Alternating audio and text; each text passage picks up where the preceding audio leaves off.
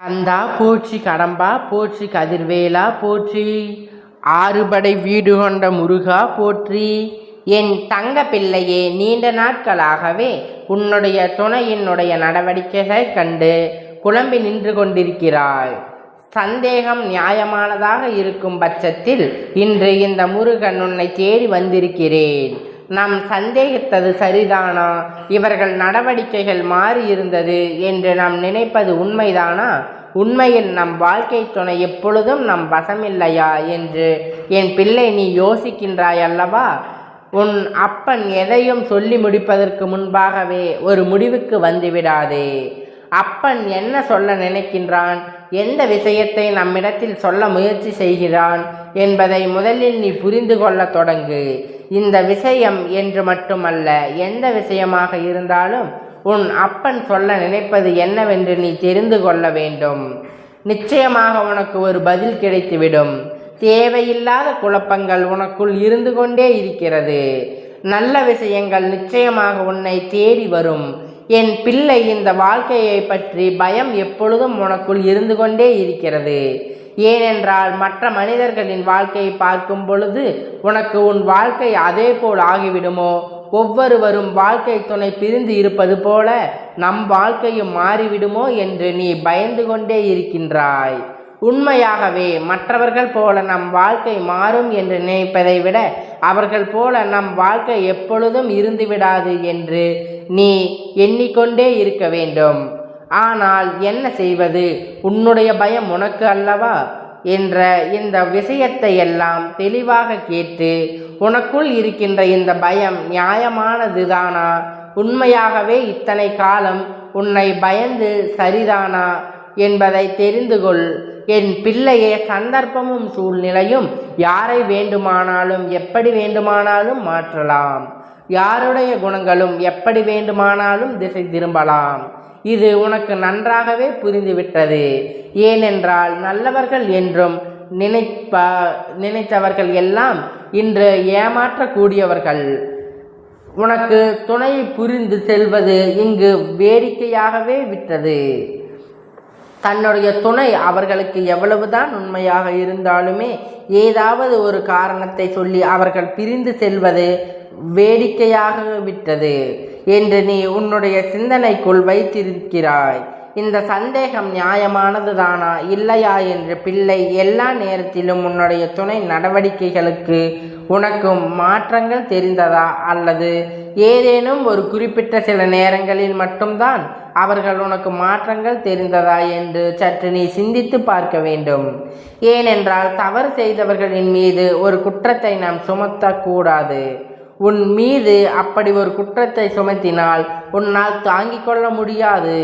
அதே போலதான் எல்லோருக்கும் உணர்ச்சிகள் என்ற ஒன்று என்பதை புரிந்து கொள்ள வேண்டும். உன்னுடைய உணர்வுகளுக்கு சரியான மதிப்பு கிடைக்கவில்லை என்றால் நீ ஐயோ அப்பா என்று கூச்சல் போடுகிறாய் அல்லவா, அதுபோலதான் இருக்கும் என்று சிந்தித்து விடு. உண்மையாகவே அவர்கள் உன்னிடத்தில் நடந்து கொண்ட விதம் எல்லாம் நேரங்களிலும் இப்படி இருந்ததா? உன்னிடத்தில் அன்பாகவே அவர்கள் நடந்து கொள்ளவில்லையா என்று சற்று சிந்தித்து பார்த்துவிட்டு அதன் பிறகு அவர்களின் நடவடிக்கைகளை நீ ஆராய்ச்சி செய்ய வேண்டும். கண்டவற்றை நீ உன் துணை நடவடிக்கைகளில் இருந்து மாற்றம். உண்மை, உன் துணை நடந்து கொண்ட விதம் சற்று வித்தியாசமாகத்தான் இருந்தது. அதற்கு பின்னால் இருந்த விஷயம் நீ காரணம் கிடையாது, நீ சந்தேகித்த காரணமும் கிடையாது. ஏனென்றால் உன்னுடைய துணைக்கு வாழ்க்கையில் மீது இருக்கின்ற பயம் அதிகரித்து விட்டது. எதிர்காலத்தை பற்றிய பயம் அதிகரித்து விட்டது. பதிவானது ஆணுக்கானதா பெண்ணுக்கானதா என்று கேள்விகள் கிடையாது, இருவருக்கும் பொதுவானது. கேட்டுக்கொண்டு இருப்பது ஆணாக இருந்தால் நான் சொல்கின்ற துணை உன்னுடைய மனைவியை பற்றி கேட்டுக்கொண்டிருப்பது, பெண்ணாக இருந்தால் நான் சொல்கின்றது உன்னுடைய கணவனை பற்றியது என்று நீ புரிந்து கொள்ள வேண்டும்.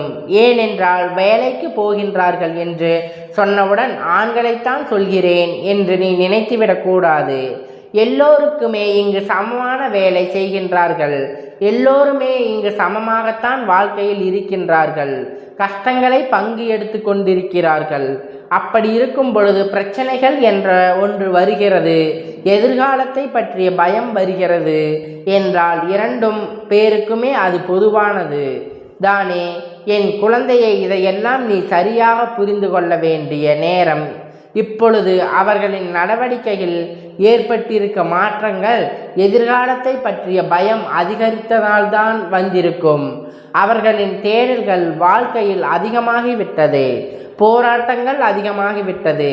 நம் போட வேண்டும், நமக்காகவே அடைய வேண்டும், நம் ஓட வேண்டும் என்கின்ற மனநிலைக்கு அவர்கள் வந்துவிட்டார்கள். இந்த வாழ்க்கை அவர்களுக்கு ஏகப்பட்ட கஷ்டங்களை கொடுக்க பொழுது நீ உறுதுணையாக இருந்திருக்கிறாய். உனக்கு அவர்கள் துணையாகவும் இருந்து உன்னுடைய பிரச்சனைகளை எல்லாம் பங்கெடுத்து கொண்டிருக்கின்றார்கள். அதற்கு தன்னால் அத்தனை உதவிகளையும் செய்ய வேண்டும் என்றுதான் ஓடிக்கொண்டிருக்கிறார்கள். சில பிரச்சனைகள் அவருக்கு வரும் பொழுது, இந்த வாழ்க்கை தாங்க முடியாத சோதனைகளை அவர்களுக்கு வரும் பொழுது அதை சமாளிக்க முடியாமல் அவர்கள் திணறிக் கொண்டிருக்கிறார்கள். இதுதான் இன்று இருக்கின்ற உண்மை. அதை யாரிடமும் காண்பிப்பது, எப்படி காண்பிப்பது என்று தெரியாமல் தனக்கு உரிமையுள்ள ஒரு ஜீவன் தன்னுடைய துணை மட்டும்தான். பெற்றவர்களுக்காக இருந்தாலும் ஒரு அளவுக்கு மீறி எதையும் பேசிவிட முடியாது. ஏனென்றால் அவர்கள் தவறாக எண்ணி விடுவார்கள். ஆனால் உன்னை எளிதாக சமாதானப்படுத்தி விடலாம். உன்னிடத்தில் எந்த விஷயத்தையும் சொல்லிவிடலாம், சொல்லி புரிய வைத்து விடலாம் என்பதுதான் அவர்களுக்குள் இருக்கின்ற நம்பிக்கை. இந்த நம்பிக்கையினால்தான் அவர்கள் செய்கின்ற விஷயங்களில் வெளியில் இருக்கின்ற பிரச்சனைகளையும் மனதிற்குள் இருக்கின்ற கவலைகளையும் உன்னிடத்தில் காண்பிக்கின்றார்கள்.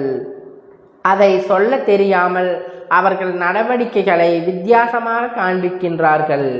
என் பிள்ளைக்கு பக்கம் நடவடிக்கையின் விஷயங்கள் எல்லாம் பார்த்து இவர்கள் நம்மை விட்டு சென்று விடுவார்களோ, நம் மீது இவர்களுக்கு விருப்பமில்லையோ என்பது போன்ற எண்ணங்கள் உருவாகி விடுகின்றது.